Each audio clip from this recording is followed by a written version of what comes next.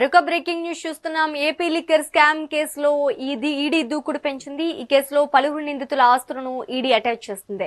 రాజు కసిరెడ్డి, వాసుదేవరెడ్డి, చాణక్యులకు సంబంధించిన 441 కోట్ల ఆస్తులను అటాచ్ చేసింది ఈడీ. షెల్ కంపెనీల ద్వారా 104 కోట్లు కొల్లగొట్టారంటూ ఈడీ ఆరోపించింది. అటాచ్ చేసిన జాబితాలో బ్యాంక్ బ్యాలెన్స్లు, ఫిక్స్డ్ డిపాజిట్లు, భూములు కూడా ఉన్నాయి. ఇక నిందితుల కుటుంబ సభ్యులు, అనుబంధ సంస్థలకు చెందిన ఆస్తులను ఈడీ జప్తు చేసింది.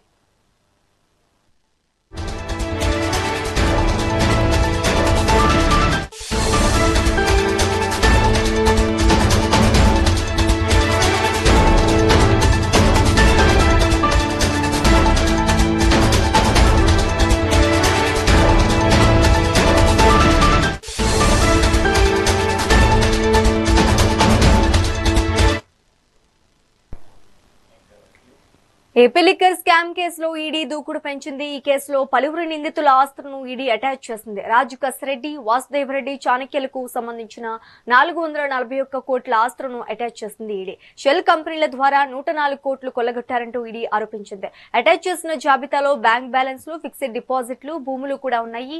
ఇక నిందితుల కుటుంబ సభ్యులు, అనుబంధ సంస్థలకు చెందిన ఆస్తులను ఈడీ జప్తు చేస్తుంది. ఇక ఇదే అంశానికి సంబంధించి మరింత సమాచారం మా రీజనల్ కోఆర్డినేటర్ మురళి అందిస్తారు. మురళి, చెప్పండి. Good morning Sreeja. గత ప్రభుత్వంలో అంటే వైఎస్ జగన్మోహన్ రెడ్డి ముఖ్యమంత్రిగా ఉన్న సమయంలో జరిగిన ఆంధ్రప్రదేశ్ రాష్ట్రంలో భారీ లిక్కర్ స్కామ్, దాదాపు 4,000 కోట్ల రూపాయల మేర ప్రభుత్వానికి రావాల్సిన ధనాన్ని కూడా బ్యాక్ డోర్స్ లో నుంచి కొల్లగొట్టారనేటువంటి ప్రధాన ఆరోపణలు ఎదుర్కొంటున్నటువంటి ఒక పరిస్థితి. సో ఈ నేపథ్యంలో రాజు కసిరెడ్డి, చాణక్య, వాసుదేవరెడ్డితో పాటు వారి కుటుంబ సభ్యులు కూడా, అలాగే అనుబంధ సంస్థలకు చెందినటువంటి మొత్తం 441 కోట్ల రూపాయల ఆస్తుల్ని అటాచ్ చేస్తూ కీలక నిర్ణయం తీసుకుంది ఎన్ఫోర్స్మెంట్ డైరెక్టరేట్. ఈ నేపథ్యంలో మద్యం స్కామ్ లో షెల్ కంపెనీల ద్వారా దాదాపు 1048 కోట్ల రూపాయల ప్రభుత్వ ధనాన్ని కొల్లగొట్టారని ప్రాథమిక అంచనా వస్తున్నటువంటి ఒక పరిస్థితి. ఈ నేపథ్యంలో ఎన్ఫోర్స్మెంట్ డైరెక్టరేట్ అటాచ్ చేసిన ఆస్తుల జాబితాలో నిందితుల బ్యాంక్ ఖాతాలతో పాటు బ్యాంక్ బ్యాలెన్స్లు, ఫిక్స్డ్ డిపాజిట్లు, భూములు కూడా ఉన్నట్లు తెలుస్తుంది.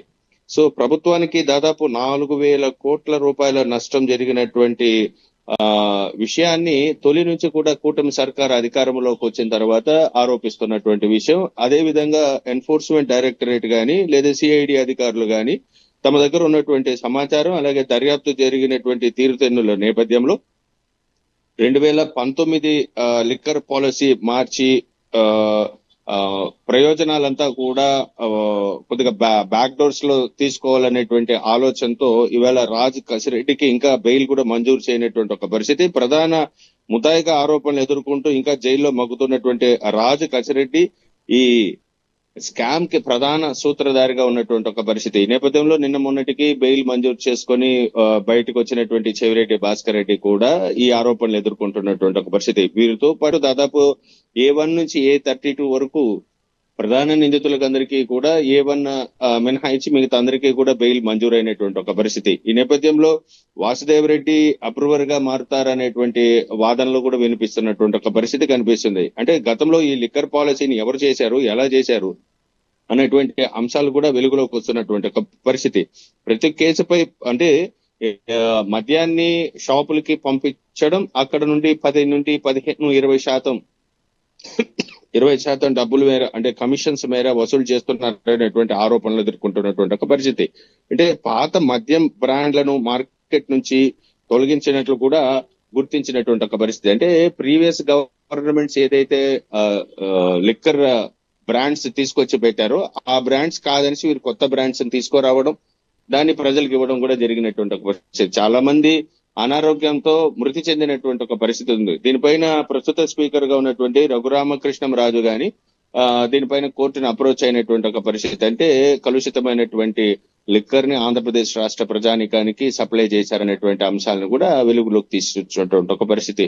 సో ఈ నేపథ్యంలో ఓవరాల్ గా తీసుకుంటే ఆంధ్రప్రదేశ్ రాష్ట్రంలో 4,000 కోట్ల రూపాయల మేర స్కామ్ జరిగిందనేటువంటి ప్రాథమిక అంచనాకు వచ్చి దర్యాప్తు చేస్తున్నటువంటి అధికారులు ఇవాళ వీస్తూ పోతున్నటువంటి వాస్తవాలు వెలుగులోకి వస్తున్నటువంటి ఒక పరిస్థితి. రాజు కసిరెడ్డి, చాణక్య, వాసుదేవ్ రెడ్డి ముగ్గురు దగ్గర నుంచి కూడా కోట్ల రూపాయల అటాచ్మెంట్స్ ని, అంటే వాళ్ళ ప్రాపర్టీస్ ని గాని మొత్తం కూడా సీజ్ చేస్తున్నటువంటి ఒక పరిస్థితి మనం ఇక్కడ చెప్పుకోవచ్చు. దాని వేగంగా ఇవాళ ఎన్ఫోర్స్మెంట్ డైరెక్టరేట్ కూడా చాలా వేగంగా దర్యాప్తును ముందుకు తీసుకెళ్తున్నటువంటి పరిస్థితి కనిపిస్తుంది.